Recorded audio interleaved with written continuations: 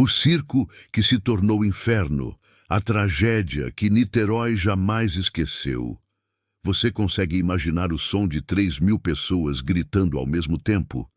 E se eu te dissesse que a maioria dessas vozes eram de crianças? O que vou te contar agora não é ficção, não é lenda urbana. É algo tão terrível que muitos preferem esquecer, mas algumas histórias precisam ser lembradas, não importa o quanto doam.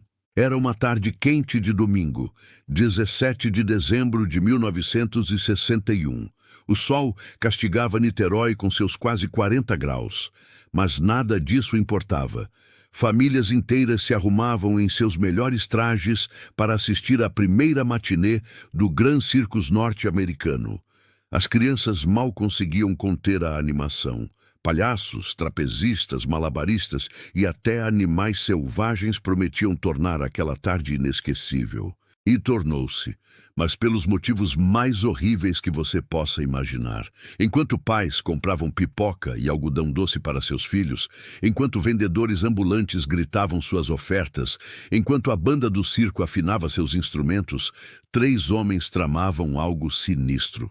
Adilson Marcelino Alves, conhecido como Dequinha, José dos Santos, o Pardal, e Walter Rosa dos Santos, apelidado de Bigode, estavam prestes a transformar um dia de alegria no maior pesadelo que aquela cidade já testemunhara. A vingança é um veneno, e Dequinha estava completamente envenenado. Apenas um dia antes, ele havia sido humilhado e expulso do circo após um desentendimento com um funcionário. As agressões que sofreu durante a expulsão queimavam em sua mente mais do que qualquer chama física poderia queimar. Mas o que ele planejava como resposta ultrapassava qualquer limite da razão humana.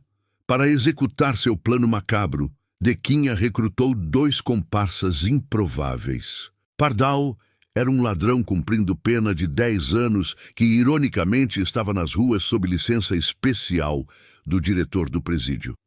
Bigode era um morador de rua e alcoólatra. Junto com as companheiras de Pardal e Bigode, o grupo sinistro seguiu em direção ao circo com 1 litro de gasolina comprado por meros 20 cruzeiros. O preço de toda aquela destruição caberia numa nota amassada de bolso. Dentro da lona colorida, ninguém suspeitava de nada.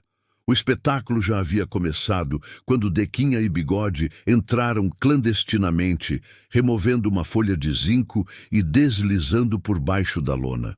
Bigode teve o cuidado de esconder a garrafa de gasolina no pé de uma árvore. Eles se sentaram nos últimos degraus da arquibancada, comportando-se como espectadores comuns. Aplaudiram, riram, assistiram aos números com aparente normalidade. Era uma encenação dentro da encenação. Mas então veio o momento que dividiria a história daquela cidade em antes e depois. Durante a apresentação dos trapezistas, Dequinha acreditou ter sido reconhecido por Maciel Felizardo.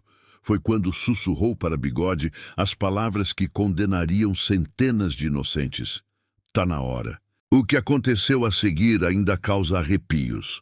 Bigode, num último lampejo de consciência, alertou Dequinha de que o circo estava cheio demais e pessoas poderiam morrer. A resposta que recebeu revela a frieza aterrorizante do plano. Que nada, rapaz. Eu tô invocado com o homem do circo. Ele me deve. Os 2 saíram, recuperaram a gasolina e chamaram Pardal e as mulheres para testemunharem o horror. Bigode derramou o combustível sobre a lateral da lona e, num último ato de covardia, desafiou Dequinha a acender o fósforo. E Dequinha acendeu. O fogo se espalhou com uma velocidade assustadora. A trapezista Nena Stevanovic estava no ar, executando um tríplice mortal quando percebeu as chamas. Ela caiu sobre a rede de proteção e foi a primeira a gritar: fogo! 3.000 pessoas tentaram fugir ao mesmo tempo. A maioria era criança. Imagine o caos. O corredor único de saída rapidamente se transformou numa armadilha mortal. Pessoas tropeçavam e caíam, obstruindo a passagem. Outros caíam por cima, criando pilhas humanas de desespero. Mas o pior ainda estava por vir. A lona do circo era parafinada, e ao derreter, transformou-se numa chuva de fogo líquido sobre as vítimas indefesas. Testemunhas descreveram labaredas caindo do céu como uma punição divina. Nos fundos, as feras rugiam em suas jaulas, adicionando uma trilha sonora de pesadelo àquela visão apocalíptica. 500 pessoas morreram.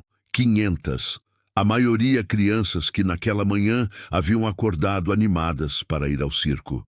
Centenas de outras ficaram feridas, marcadas para sempre não apenas em seus corpos, mas em suas almas. A justiça foi rápida. Dequinha, Pardal e Bigode foram presos na mesma semana e confessaram o crime. Foram condenados a apenas 16 anos de prisão. As mulheres foram absolvidas. 16 anos por 500 vidas. Você consegue calcular quanto vale uma vida humana nessa matemática macabra? Cerca de 11 dias de prisão por morte. Mais de 60 anos se passaram, mas a ferida permanece aberta. Niterói jamais esqueceu. Não pode esquecer. Não deve esquecer. E você vai compartilhar esta história? Vai deixar seu comentário contando o que sentiu ao ler este relato?